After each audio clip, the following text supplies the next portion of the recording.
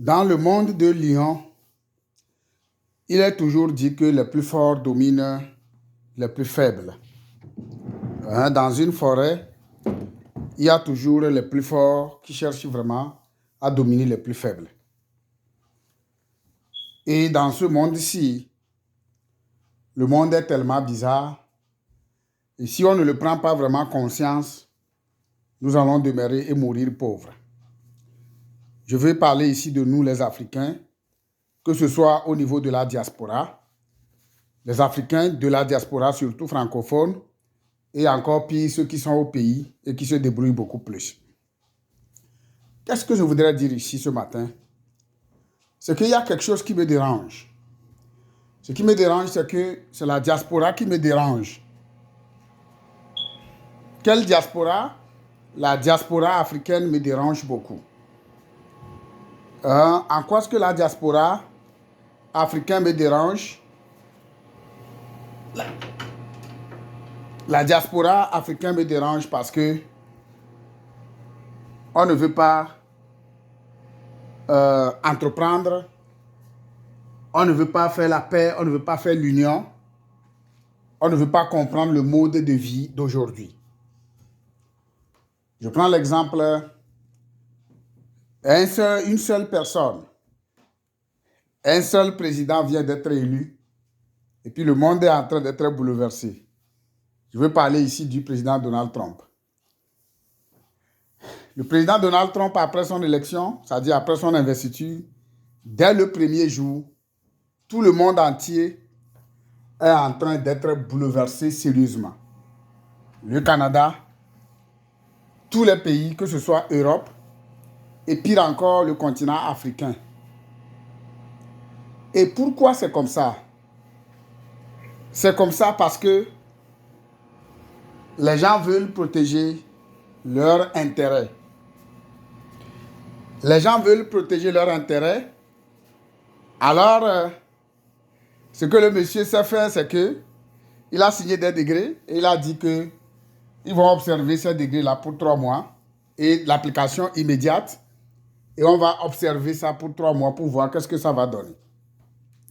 Mais on attend que sur le continent africain, surtout si nous prenons l'agence américaine, l'USAID, que je connais très bien, qui aidait tous les pays africains, que ce soit dans les pathologies, que ce soit dans certains secteurs, surtout les secteurs médicaux, où on aide vraiment la population africaine, plus de millions de personnes, surtout les gens qui porteurs de VIH-Sida, beaucoup de gens que l'USAID aide.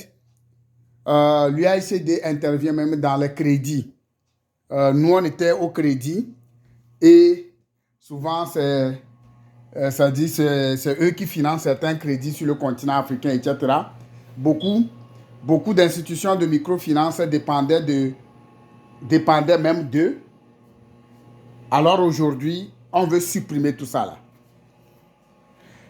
Alors, il y a même des gens qui travaillaient même dans ce genre d'institutions, comme par exemple des institutions qui géraient les porteurs de sida, tout ça là, les gens qui faisaient les recherches, tout ça là. C'est l'USAID qui faisait ça. Mais aujourd'hui, on veut supprimer tout ça là parce que ça n'apporte absolument rien. Mais quel est le message? C'est que d'abord, on est des mendiants.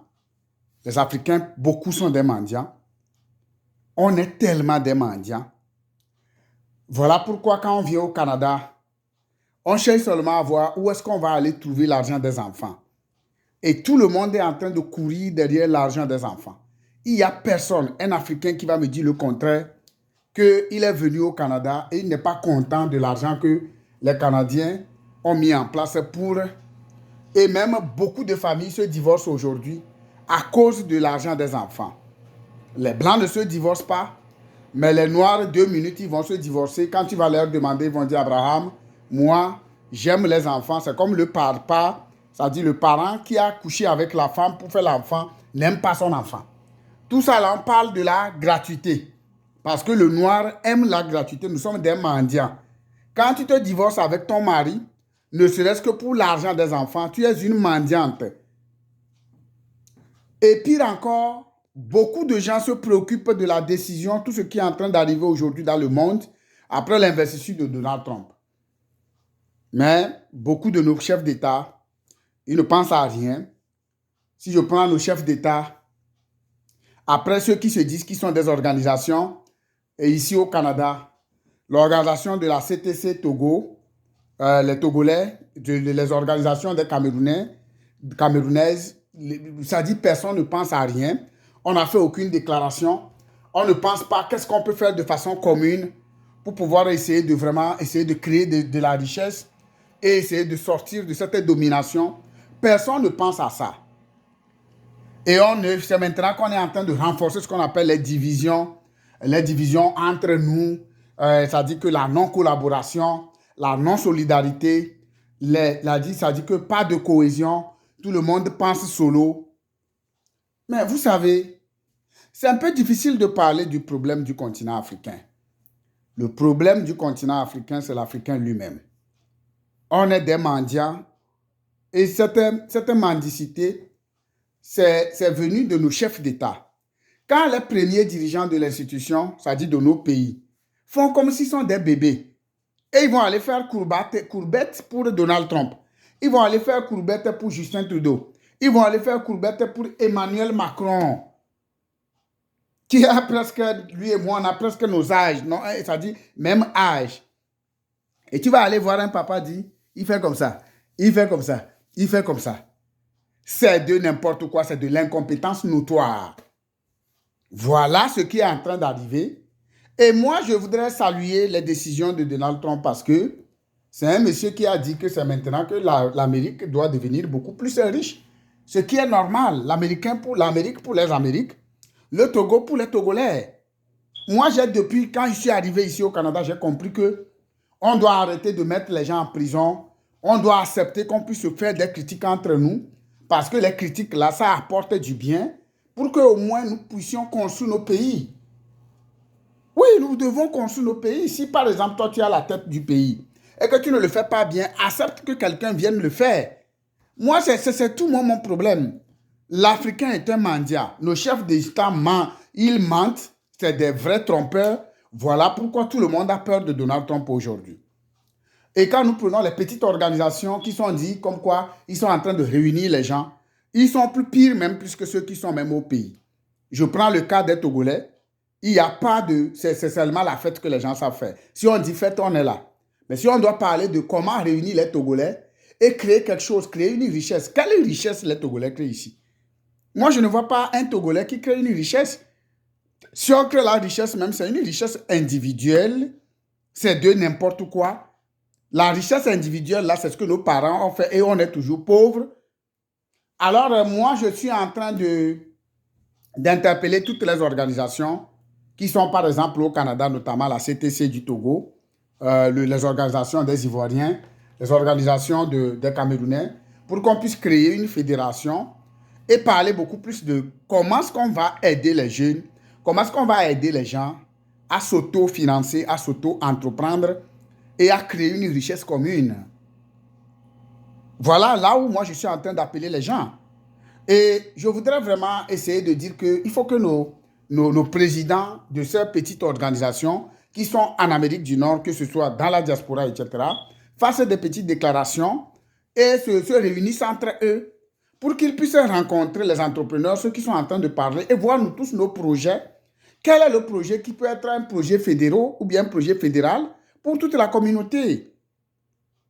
Je ne veux pas qu'on aille dans des diversions, dans de non, c'est mon projet qui est non. Qu'on nous réunisse, qu'on nous prenne un à un et qu'on va voir quel est le projet qu'on peut, par exemple, mettre dans la communauté et, par exemple, essayer de créer de la richesse et avoir des millionnaires dans la communauté. La décision de Donald Trump fait peur.